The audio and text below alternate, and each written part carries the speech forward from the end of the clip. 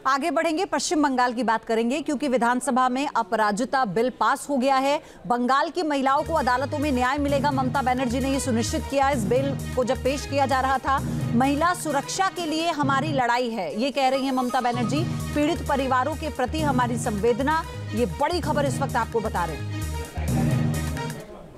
भारतीय न्याय संहितार कয়েকটি ধারায় সংশোধন করে আমরা ধর্ষণের ঘটনায় অপরাধে প্রমাণে সর্বোচ্চ মৃত্যুদণ্ডের সাজা প্রস্তাব করেছি।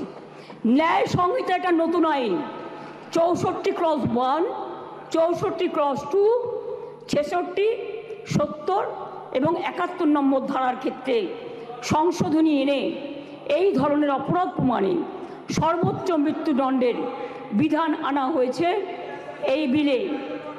স্যার, ভারতীয় ন্যায় সংহিতার 72 এবং 73 নম্বর ধারা সংশোধন করে এর জন্য আমরা 3 থেকে 5 বছরের সাজার প্রস্তাব রাখছি।